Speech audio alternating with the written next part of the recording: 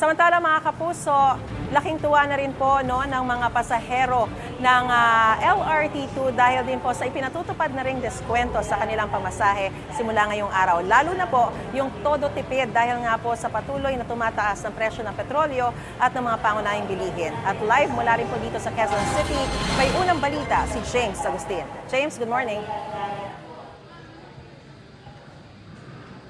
Maris, good morning. Malaking tulong lalo na doon sa mga minimum wage earner na sukin itong LRT2, yung 50% na discount sa pamasahe sa buong linya nito simula ngayong araw. Yung mga nakausap natin ng mga pasahero, sinasabi nila ilalaan na lang sa ibang gastusin yung matitipid nila sa pamasahe. 2 beses sumasakay sa LRT2 kada linggo si Jason. Ang kanyang pamasahe gamit ang beep card mula sa Cubao hanggang Antipolo, 23 pesos. 11 pesos and 50 centavos na lang yan ngayon dahil sa 50% discount sa pamasahe na pinatutupad ng Department of Transportation sa LRT2 para kahit papano yung makatulong sa mga commuter ngayong mataas ang presyo ng produktong petrolyo. Malaking bagay po, syempre, dahil unang-una, nakatipid kami sa pamasahe, especially as na commuter. So, malaking bagay sa amin yung tipid na yun. Saan nyo naisip na ilaan sana sir yung matitipid? Siguro sir, sa pamasahe din. Kasi syempre, nag-LRT, tapos bus pati. So yun, siguro doon na lang din ma-divert. Araw-araw namang suki ng LRT si Rome. Mula sa 21 pesos na pamasahe sa rutang Cubao to Marikina Station, magiging 10 pesos and 50 centavos na lang.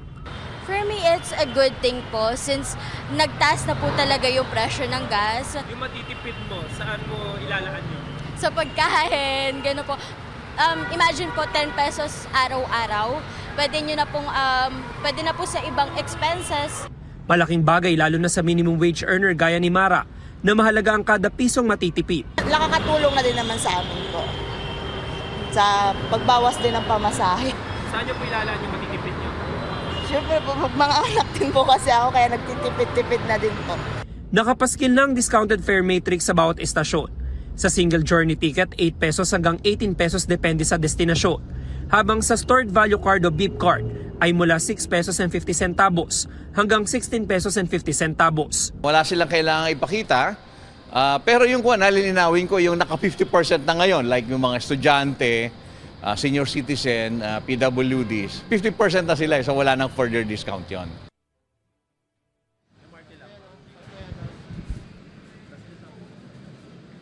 Samantala Maris, sa tala ng LRTA, umaabot sa 210,000 yung mga pasahero na daily average na sumasakay sa buong linya nitong LRT2.